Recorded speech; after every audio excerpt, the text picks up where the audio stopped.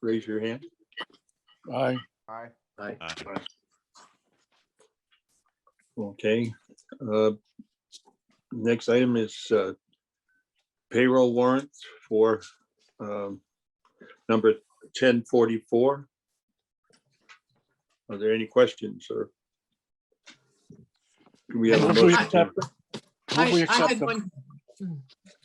Go ahead. I had one question. Go ahead, Jackie. Well, are we doing drug testing? There is random drug testing of our CDL drivers. So, and any new applicants or anyone in the CDL program. So they randomly come in. I think Mike can answer more of that, but that's why you're seeing that on the bill. It was just a new thing. I've never seen it before. So did we have a new policy or something that we put that in, or is that statewide or? It's national.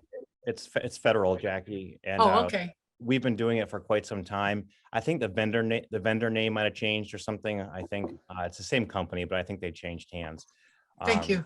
And yes, we're required to do that to be part of a federal pool. And our organization is so small that it's easier to contract with somebody.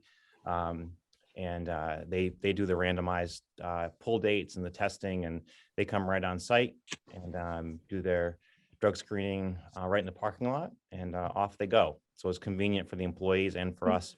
And yeah, we've had them for several years and we're very happy with them. The town of Bennington uses them, at least I think they still do. And it's fairly reasonable cost. So, yep, and it's done quarterly. Thank you. You're welcome. Okay, we have a motion and second. All those in favor of approving, raise your hand. Aye. Aye. Okay. The vendor warrants 1042 and 1043. Are there any, can we have a motion to accept? Motion to accept. Second it. Second, are there any questions regarding those? I think it was 1042. Is that the one we're on now? 1042 and 43, yeah. I just had a question about the cell phone service. For Meg and Mike, I was just curious as to what that meant. Want me to answer that, Becky? So since, I don't know, as long as we've been employed with the district reimburses our monthly cell phone bills because we're always on them and need to be on call all the time. And rather than care, what we used to do actually was have we had a plan with AT&T and there were different phones. And, you know, rather than carrying two phones at twice the cost, we agreed to carry our own phone and have the one contact number for people to get a hold of us. So that's why, you know, I would say probably at least 50 to 60% or more of my phone time is school time, so or more. But so anyway, it's far less expensive just to reimburse us than it is to have the school district have their own plans. I hope that answers your question. It does. Thank you. You're welcome. Any other questions?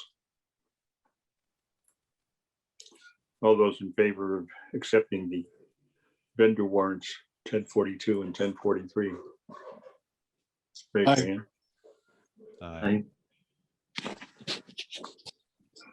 Okay. Are there any questions about the cash flow, revenue, or expense sheets? No.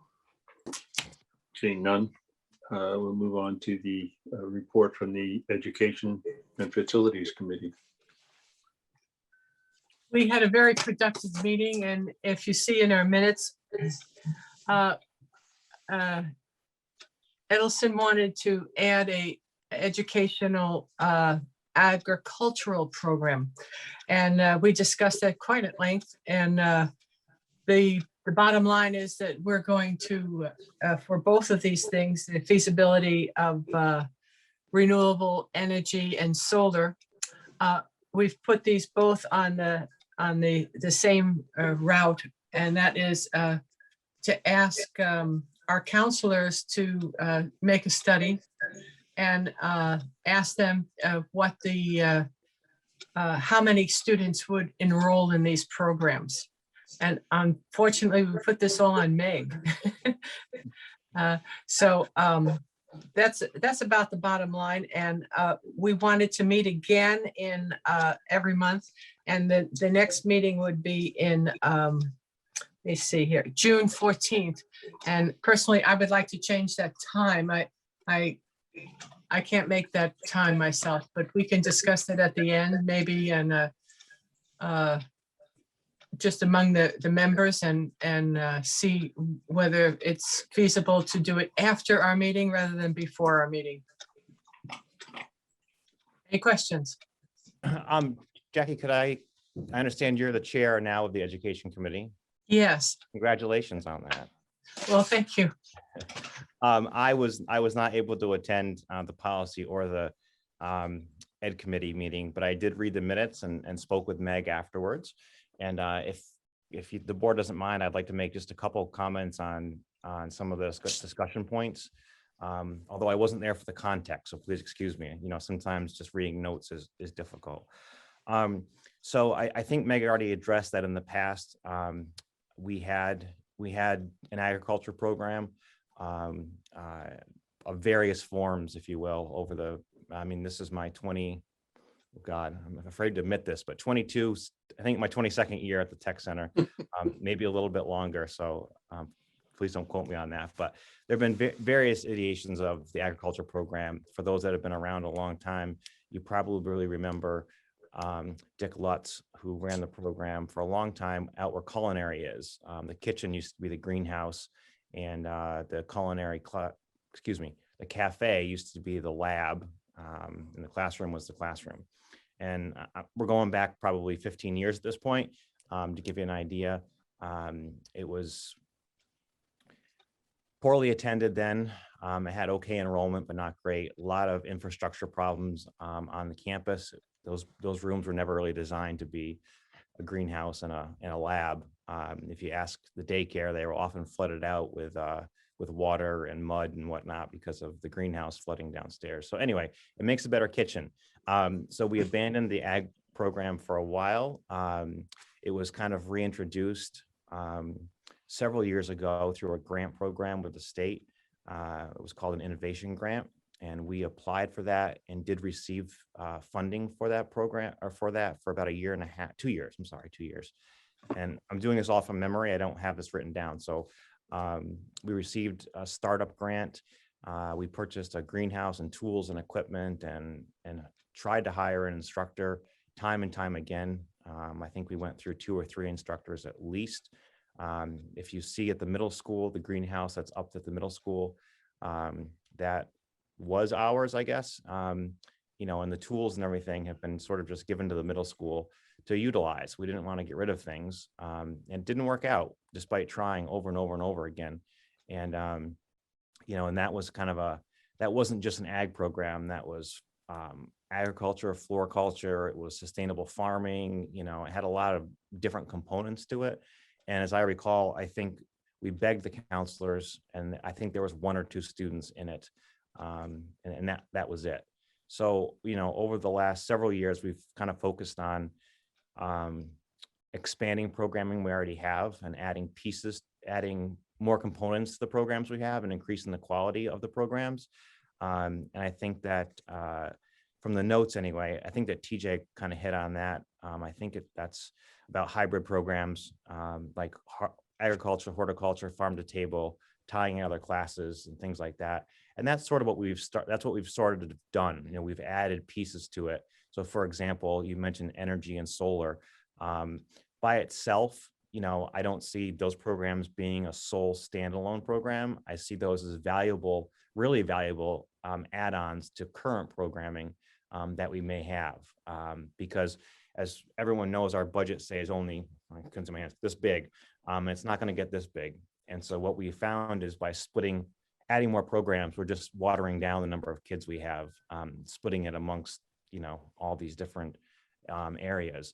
But adding these things to existing programs and as additional certifications and pathways, I think is a good way to do it without necessarily investing, in a brand new teacher. And we don't have any space to put a new teacher anyway, quite frankly. But so I think that's the way forward. I think these are all great ideas. I really do. I'm just not sure that any of them are standalone. But We did discuss that, Mike, and in fact, we were thinking of even for the building and trades group to do the solar, some type of solar, with the sheds, make mini houses or something like that. But they could do one, or something like that. But it requires some expertise. So I don't know if we want to add an additional teacher for that expertise part of it or whatever. But we were just brainstorming and yes. Like I said, trying to come up with ideas. And even for the coding classes, I was telling the group that I'm online with a group from Oklahoma, and they do coding all online. And I was hoping that we could do some online classes, for instance, like coding, or something that would be 1 or 2 students, and offer those through us. It doesn't have to be one of our teachers. It could come from the state group. Yeah, I think that these are all, as you said, Jackie, you're throwing around ideas, and I think that there's no bad ideas here at all. I think they're great ideas. It's a matter of implementation and how do we think it has the best delivery method, Yeah. And, I brought up oh, sorry, Mike. go ahead, Mike. I was saying, going on Jackie's point there, I just intended to bring up I have an interest in, coding and things like that. So when Jackie and I were talking about that and, learning like there's Swift and C++ and all those things that are available online. And I can't remember, there used to be a computer programming class on the 3rd floor. I can't remember if that was on the MAU line or the CDC line when I attended school. I can't remember if that was a class for Mount Anthony students or was part of you guys. Yeah, it was part of the tech center. Okay. We haven't had it in several years. The teacher retired, and we've not successfully brought it back. We haven't really ventured into it. As the board knows, we did take on graphic arts last year. She isn't necessarily coding a computer program, but we brought that on last year to bring back some sort of computer technology program. And that's working very well. But there's definitely room for, as I say, add-ons and enhancements to our program. Absolutely. It's a matter of figuring out what's the most cost-effective way to do it. What's the best benefit for the student? Is that hiring somebody, or is it just bringing in somebody who's an expert to be a guest lecturer for 2 or 3 days? Like solar, for example, I couldn't see us hiring a person just to do solar, but there's enough companies around that I'm sure we could get somebody to come in for maybe a week, and that's the week of instruction. They're just working on solar, or just working on, maybe it's in culinary. They're just working on sustainable food and farming. I mean, there's all sorts of things that we can add. But remember that time is a constraint for us as well. We only have the students so long, both in the day and both in and in the school year. So, time is tough, and teachers have to get in the appropriate amount of curriculum already that the state requires. So it can be tough, and I would say that more time would be helpful, but we'll work on that. So, Mike, how do we get a listing of what the state offers to high school students? Jackie, what are you referring to? Offer? Online classes. For instance, at MAU during their meeting, we discussed languages. To get language classes for everybody who wants a different language would be very costly. But if the state, of course, had these online classes, then we could accommodate the students who wanted that. just like the coding, coding, it could be taught very easily online rather than in person. And so how do we know if the state is going to offer that for our students? So I can, we can easily get that through the Vermont Virtual Learning Cooperative, which is VTVLC. That is the go-to platform for the state where all hybrid and online courses are offered, including language, coding, etc. There is a small, I call it a joiner's fee to belong to that. It's about, last time I checked, it was about $4,500 for a district to belong to that, which bought you approximately 20 or 25 seats in the virtual learning cooperative, I guess. And students could then enroll in those class. They're not technical programs, they're classes that they could then take, like coding, like solar energy, things like that. So, I think that we certainly want to continue to explore those options. I think Mount Anthony should explore those options, and all of our other schools as well.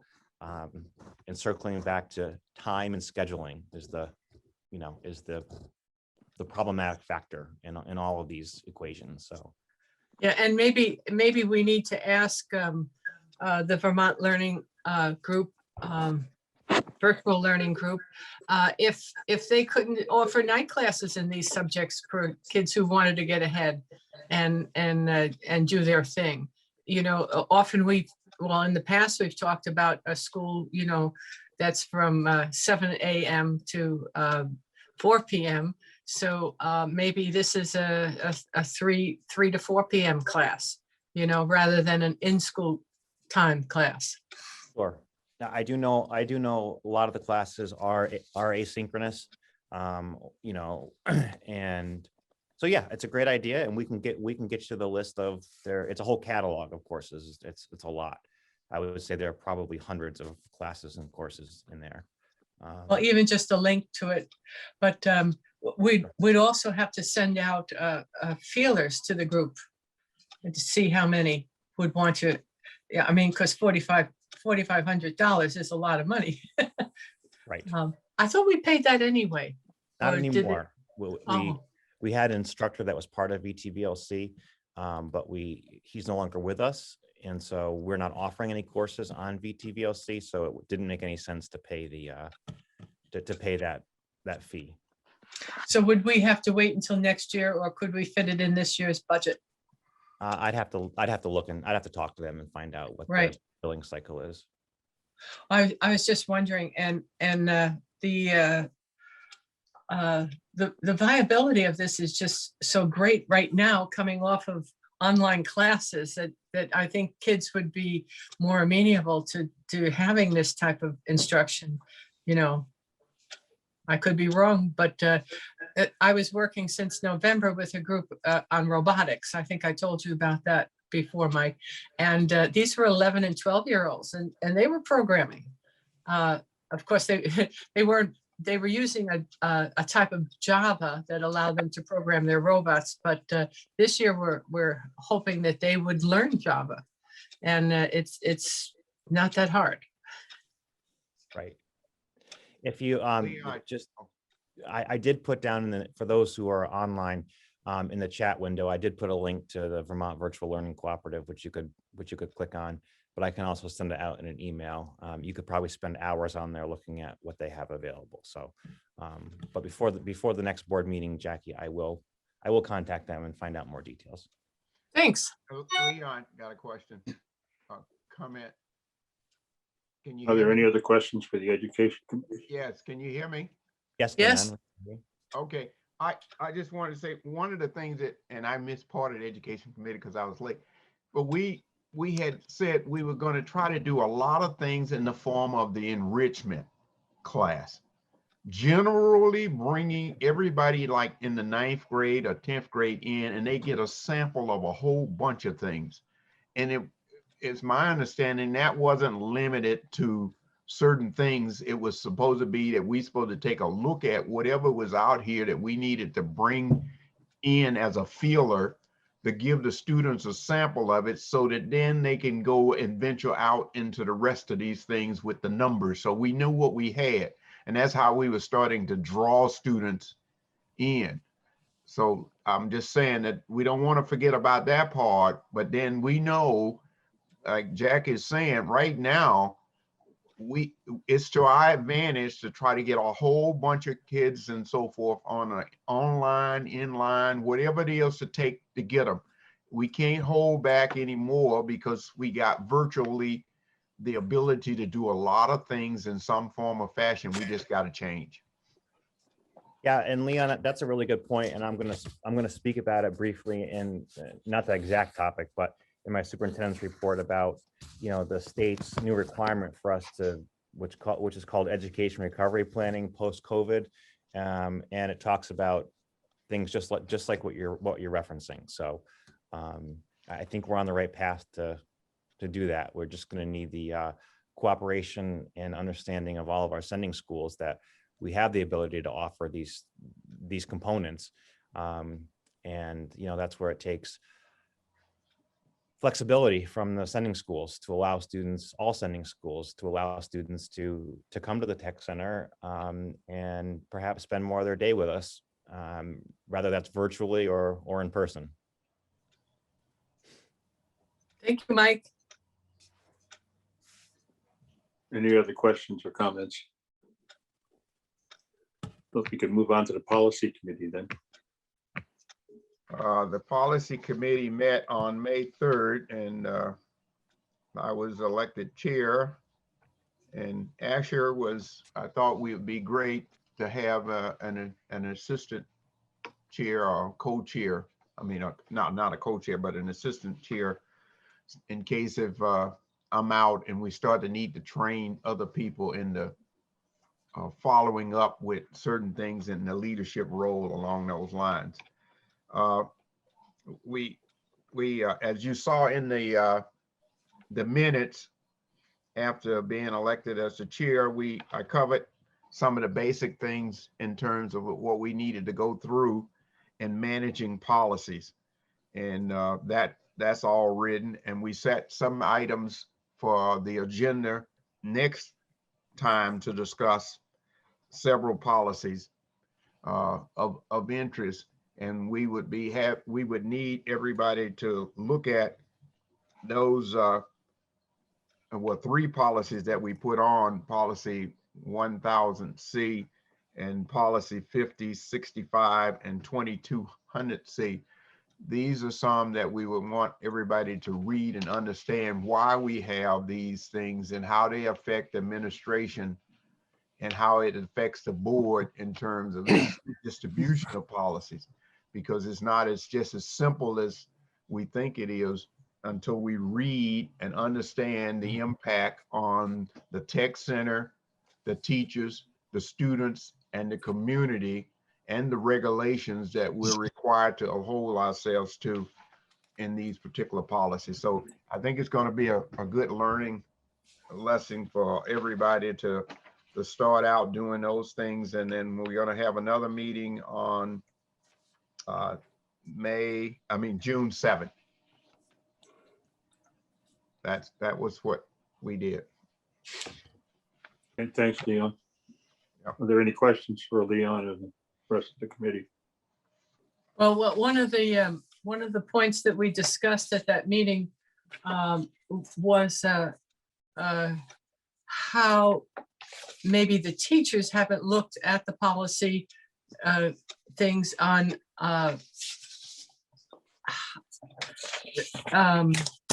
what could I say? I kind of teacher abuse. I mean, their teachers were complaining that they were being injured by children. And I was going to say, go Jackie, ahead. I got, that's down, I named that policy down there. And Yes. what we're going to see that, and that's why I mentioned what I said about the administrations and so forth.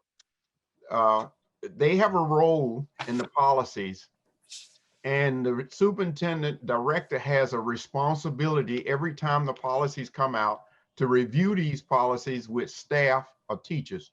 And we were doing that at the Career Development Center. We do it at the CDC.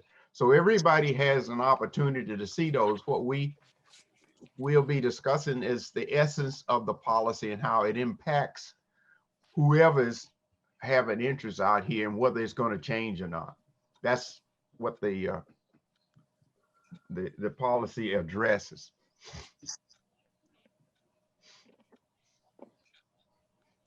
Thank you. Any other questions or comments? We'll move on to action items. First action item is a resignation, Michael. Yes. I thought I printed it out, but I had to find it here in the Dropbox. So I do have it up here as tradition, as I do read all resignation letters for public record and for the board, if you don't see it. So this is a resignation from our newly hired employee, Mark Anthony Conway, who was our culinary instructor. This letter is dated April 27th. Dear Michael, it is with regret that I tender my resignation from the Southwest Vermont Regional Technical School District as a culinary instructor effective May 7th, 2021. I'm extremely grateful for the opportunity to teach the students and work with a fine group of teachers, paras, and administrators during my short but meaningful time at Southwest Tech.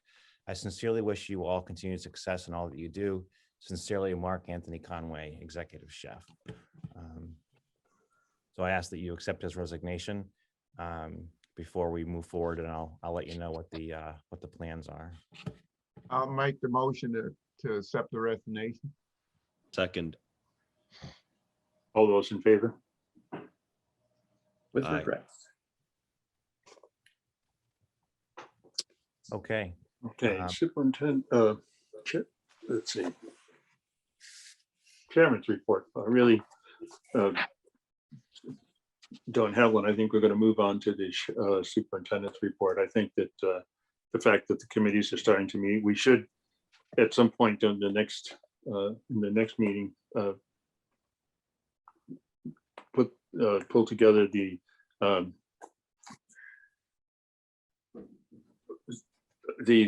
committee that looks at the superintendent's performance and so forth through the year, and that needs to be done on a yearly basis. So we'll have that. That's the basically the executive committee. So Right. we ought to be looking at that at some time here shortly. And John, if I could add, I think it's an appropriate time to add it. So there is, for good or bad, there is no contract renewal this year for the superintendent. It's the review. But you do have several contracts that are up for renewal, which I will be bringing to the board at our June meeting. Nothing out of the ordinary, and I'll have my recommendations for renewal in June. There are several non-union employees, primarily our office staff, who who were working on a one-year contract, an extension from last year during COVID, and we need to get those contracts shored back up again. So it should be no big deal, but I just want to put it on your radar. Thanks, Mike. And okay, so John, you want me to go ahead with my Yeah, report? go ahead, Michael. All right, I'm going to start by passing the football to Meg to talk about culinary, because she's the boots on the ground with that right now. So Meg, could you just speak briefly about what we're doing in culinary for the remainder of the time? And that I will tell the committee we are re-advertising and searching for an instructor, but in the interim, what our plans are. So the year 2 students have had a long-term sub in there. He's continuing in there. The afternoon students, we are having a number of guest chefs in to do specialties with the students. 1 week they will do Italian, another week they'll do German. And so it's to expose the students to maybe things that they have not been exposed to this school year. And the students seem pretty excited about that.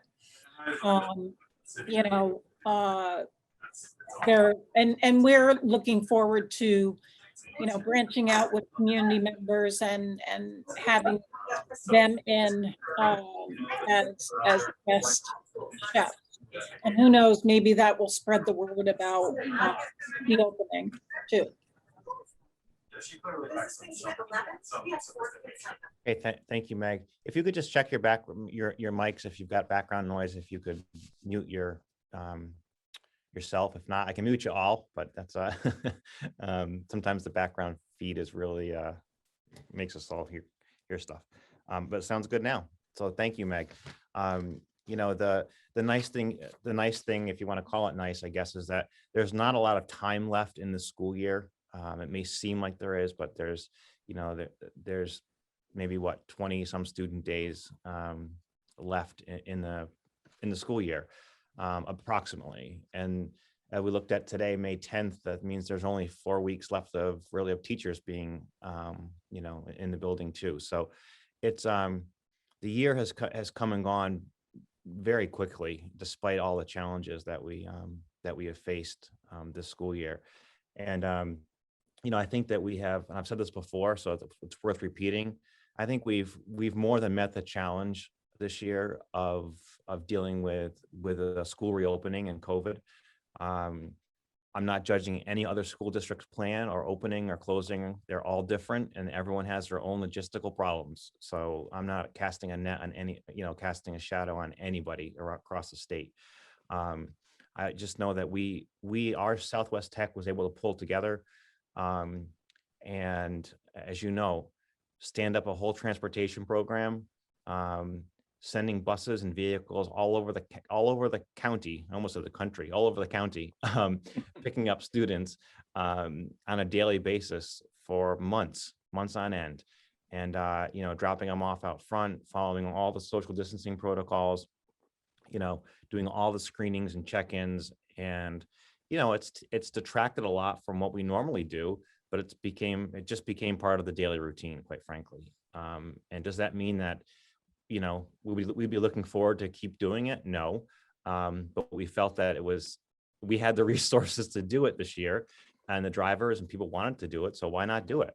You know, we felt that we could do it safely, and we started slow, and you know, we were able to get kids back in the center relatively soon. You know, as early as middle September, we had students back in the building. You know, and that's not true statewide. Some people didn't start till much later. You know, all kids are back now. When I say all, doesn't mean every single student, but some students chose to stay remote, but majority of students are back in the center. And you know, it's taken a little bit of everybody to make this whole thing work. You know, for the board members that are new, you know, it's administrators and office staff are delivering lunches and making up bags. And I mean, just doing the screenings and doing bus scheduling, and it's crazy. But we had to step up and do it. I mean, someone had to do it, you know, and the teachers have been amazing, and flexible. And, you know, I was talking last week with a couple of colleagues, and I can't believe that it's been, you know, I remember standing out in the, I call it the grassy knoll, up on the hill there, talking to teachers back in the fall, you know, talking about what does school look like, and we're going to have to wear masks, and we're going to have to do this and that. And I was super stressed about having to enforce those rules that the state had put down on us. And in hindsight, it's been no big deal, quite frankly.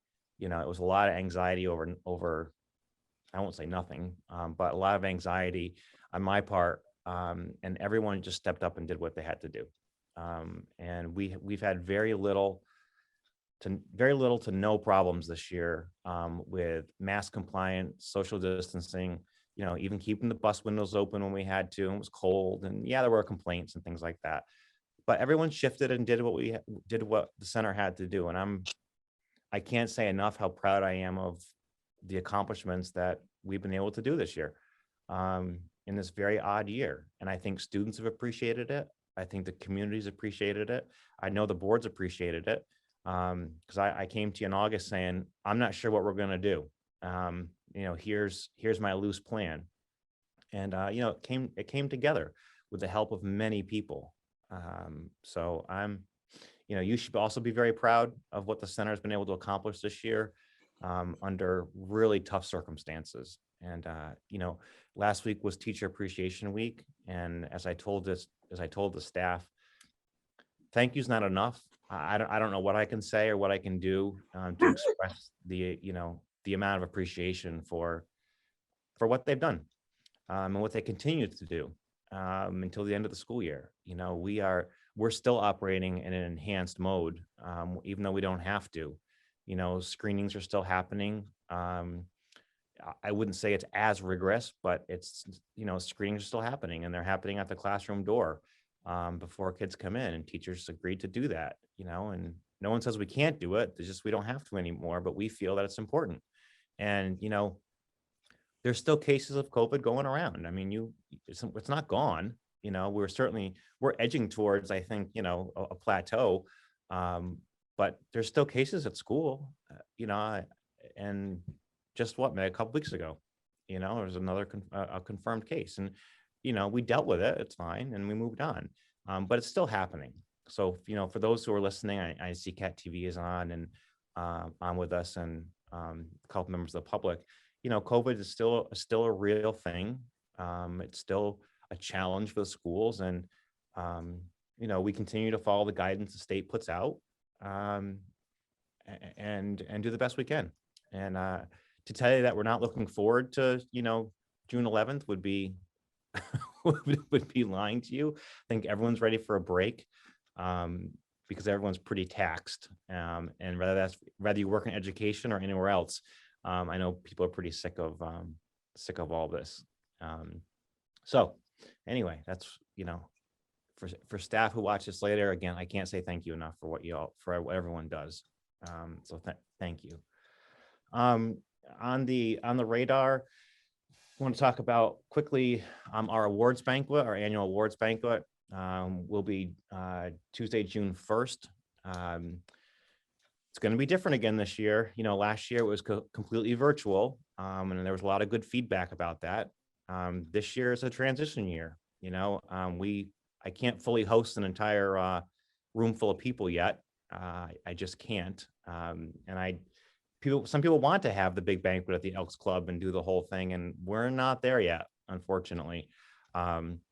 I did review the guidance from the state, and they categorize special events. This is a special event, different than graduations and proms and things like that. So it has its own category, and I did put it in the Dropbox for you if you're interested in reading it.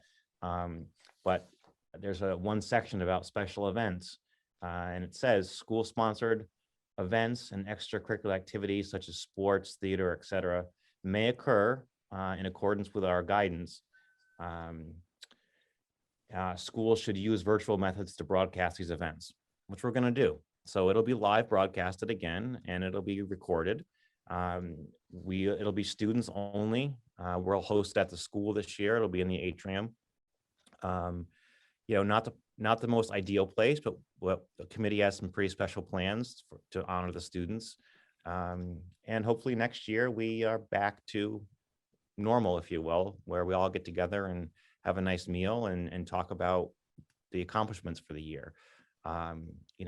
So I do look at, thankfully, we don't have to have a graduation. I look at the requirements for graduation and I think, good Lord, good luck with that, including knowing who's vaccinated, who's not vaccinated, what families are, how far they have to stay apart, the number of, I'm just glad we don't have to do it.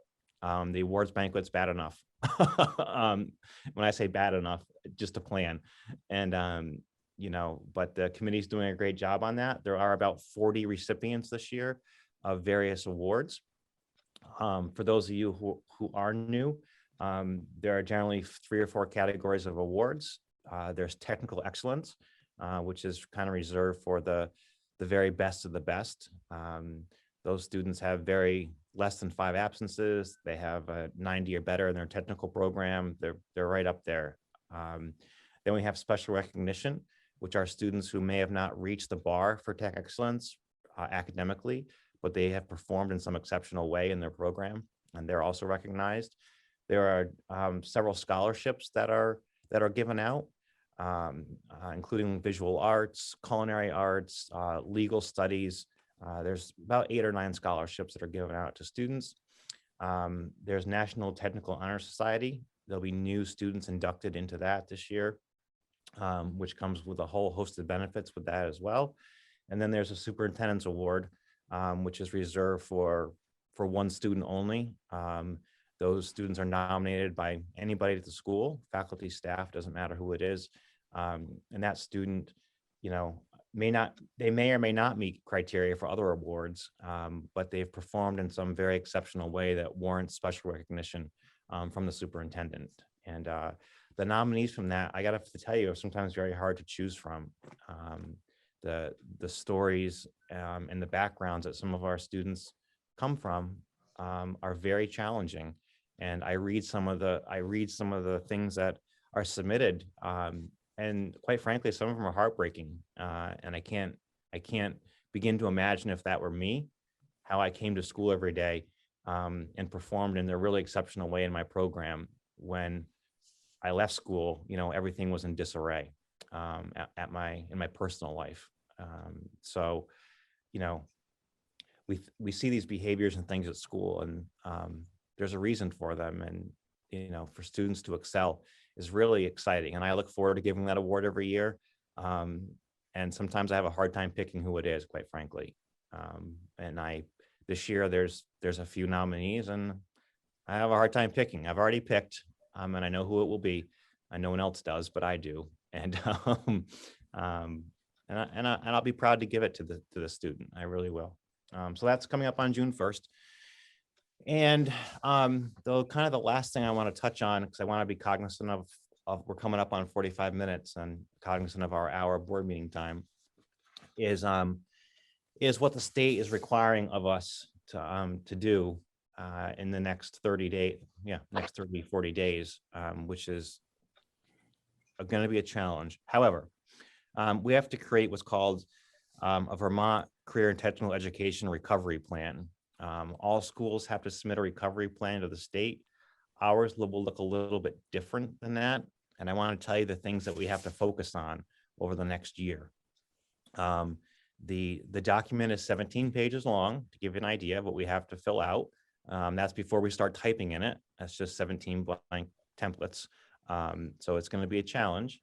And we have to focus on social emotional learning, mental health and well-being, engagement and truancy, academic achievement, and academic success. Those are the 6 categories we have to address. And what's different about this year is that the state says the Tech Center's recovery team must include representation from each high school in the CTE service region. So that's going to be a representative from Burton, from Mount Anthony High School, from Arlington, from Hoosick Falls, a homeschool liaison, and probably an other category, because we do have an adult category. And they have to be part of this recovery plan. And that includes things like scheduling and what Jackie talked about, you know, with different classes, and what Leon brought up, all these things. And this is what we're going to have to focus on for the next couple of years as we, you know, rewrite the ship, hopefully, and get back on a track of normal learning. And it's good. I mean, we definitely see, you know, lags in academics. We've seen the mental health and social emotional problems that come with this, that have come with this isolation for all of us, not just students. And how are we going to address these things? And, you know, this is going to be a lengthy document that you're going to get to see. You know, the board has to sign off on this recovery plan.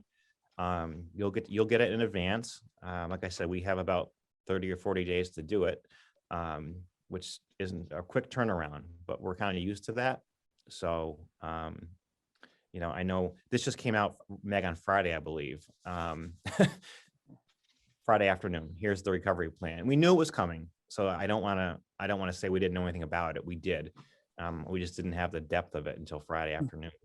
Right. So we'll be putting a team together, getting representation from the high schools, and getting this filled out. And it's going to drive kind of what we do, like I said, in the next couple of years for students, and rightfully so, you know.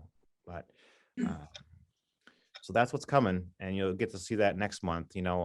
Honestly, what we'll probably do is so the entire board doesn't have to ask a million questions about it. I think it's really appropriate to refer it to the education committee to look at first, and give them the opportunity to give feedback and take a look at what we've done. Although there's not a lot of time, I understand that, and bring it to the full board for recommendation to the state. TJ, you got your hand up. Yeah, I had one question about that. Is that also going to include guidance counselors and the school therapists as well for their expertise? Or is that not necessary for this report? It's a good point. It doesn't say that we exclude anybody, so we can include whoever we want. And I think that's a good, if they're available, Right. I think that's a really good suggestion, TJ. Even if it's only one counselor or one therapist, something to give us additional insight into what they might be dealing with. I think that's a great point. Okay. Yep. Can we set a date now for when we go over this? I'm not ready to set a date yet, Jackie. Okay. We have to delve into this. Like I said, we just got it Friday afternoon, and as a team, we haven't even met and talked about it yet. So, we're going to have to divide up the tasks and divide up the schools and try and get this done in a timely manner. And there's training actually Wednesday, and I think June 13th or something from the state. So until we've gone through all that, I think setting a date too early, might just be a waste of your time. So I'd rather have it done and then have you take a look at it. So the reason I asked that is because we've already set a date for the next meeting and a time, and I'm thinking that we should back up and or go, instead of having that meeting at that time, have the meeting when you want it. Does that make sense? I mean, I'm fine with that. I think by the time the June 13th rolls around, that this should be probably a fairly finished document. And it's just going to be, listening to the state talk to us about have we met all the requirements of it, basically. So, we could shoot for somewhere around that date. I'm not sure when our next board meeting is. I'd have to look at the calendar. Probably pretty close to June 13th is my guess. I don't have a calendar in front of me, but I can. 14th. The 14th. Thanks, Sandy. So yeah. So we set a time, a date for June 14th at excuse me, at 9:15, and I'm thinking that after the board discusses it, we should have the meeting after the regular board meeting. Or do you want to have it a day before? Yeah, I think that in order to save time for everybody, I think that we could, if the education committee is available, we could certainly meet, let's say 9 o'clock on the 14th to go over and discuss the document and bring it to the board the same day. I mean, I don't expect major changes to it. It's really informational for the board. Right, but I can't meet at 9 o'clock, but I mean, I could meet at 8 o'clock, but not 9 o'clock. How about that's a Monday? So how about the previous Thursday, or that you're finishing it on the 13th, correct? No, that's the day of our training, our final training with the state on the 13th with this. So yeah, I'm meeting before the 13th. I'm not sure is really possible. Right. So what does everybody else think? I would say we needed some time to review the document ahead of time, probably before we meet. So I'm not sure what that looks like, but I would like at least a couple of days review the document upon completion before we meet. I think that'd be beneficial. Great. So that would be the Monday is the 14th, and so the committee is Ken and AJ and let me see, Leon and Asher, right? So when would you like to meet after the 14th? What day of the week? I mean, I Well, think does you it guys- have to be approved by the whole board? it does. have No, to be no, approved by I'm talking to the education committee. No, but So I does think- this document have to be approved by the whole board? Or just Yes, look yes. at it? It has to be approved by the whole board. It just says that the regional governing board or the RAB, we don't have a RAB, a regional advisory board, we have a governing board. We'll just have to sign off on the document, you know? And so what I'm thinking is the education committee could get together, you know, it should be after June 13th, obviously. And all likelihood, the board's gonna have to call a special meeting. It can be a one topic item for 10 minutes, you know, before June 30th. That's when this is due to the state, is June 30th. So, you know, having it for the next board meeting probably isn't realistic. On our What if, part. what if you change the next board meeting to the 21st? And then have the 14th where this educational board could meet and discuss it? Would that flow a little better? I don't know. That sounds like a great idea. I'm checking my calendar. So instead of, okay. So the 20, you want to have it on the 21st? Move Yep. the greater board meeting to the, is that okay with everybody? I won't be available on the 21st, I'm but also not if, available on the 21st. Yeah, I won't be available. Well, if you guys aren't available, we can't have the meeting. Well, if, what happens if the board on the 14th made a motion to approve without, if the education committee had any changes to the document if they met after? Like a preemptive approval, providing no changes were made by the education committee. If there were changes, then we'd have to meet again, but since I know it's available on the 21st, that was just a thought. That's up to the committee. I mean, I don't think that the state's going to be that granular about when it was approved. They want to make sure that you have had a chance to see it, and you know that we just didn't submit it blindly to the state with the board not having any idea about what we're planning on doing. So, I think it's in the good spirit of the board looking at it. How about this? How about meeting on the education, or all of us meeting for that at 10 o'clock, and then having our regular meeting at 10:30 on the 14th? Okay with me. So it's okay with me. Would that work? Just, I have a Asher? question. If they're not gonna finish training until the 13th, how are you guys gonna have it prepared within the next 24 hours? Well, I mean, it's, you know, the idea, John, is that the document should really be completed by the middle of the month. I mean, you know, it should be getting tweaked, if you will, you know, and even after you see it, I mean, I think the reality is there may be little tweaks to it that are going to have to happen, that won't come back to the board, you know, kind of like you, for example, you approve our Perkins plan in spirit each year. I give you the ideas about what it involves and the amount, but the granular detail the board doesn't get into. And I suspect that it's going to be the same kind of idea with this. Okay. That there'll be submissions, and they'll send it back to us for changes and all those things that happen, you know, in state documents. So, So naturally, this won't be something we get in the packet before, is what you're saying. We would see it first time on the 14th. likely, yes. Yeah. Okay, yeah, I was just wondering how how the state expects to have you have it ready, or have it, you know, ready within 2 weeks after they have their last training. It seems like unreasonable, but that's okay. Whatever we gotta do, we gotta do. So, I would say that we're- this is we're used to these short turnaround times and training. So we're going to meet at 10 o'clock to discuss that, and then at 10:30 for the regular board meeting to vote on it, correct? Right, the education committee meet at 10 and everybody else will at 10:30. That's my understanding of what you have said. Yes.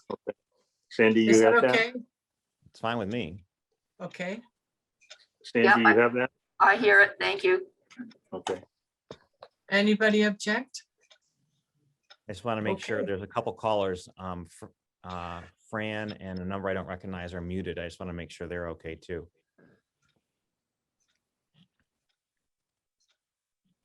Yeah, I'm Fran? fine with that. Fran, you're okay with that?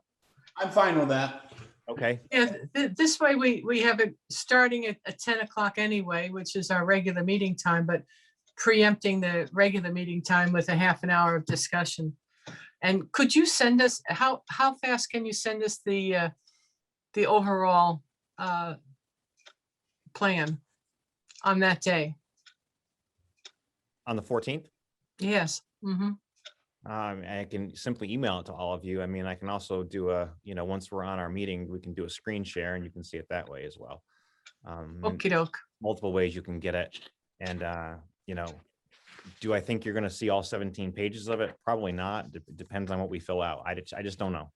Yeah, like I said, we got to. So we're going to have like 10 minutes of silence while we read. If I can get it to you sooner, I will, but I can't promise you're going to get it any sooner than the meeting time on that Monday. So, Okay, thank all you. right. And I apologize in advance, but That's okay. When does school end? The 7th? yes.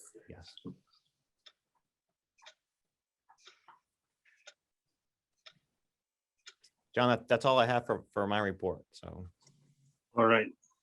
Is there any other business? I'd entertain a motion to adjourn. So moved. Second. All those in favor? Aye. Aye.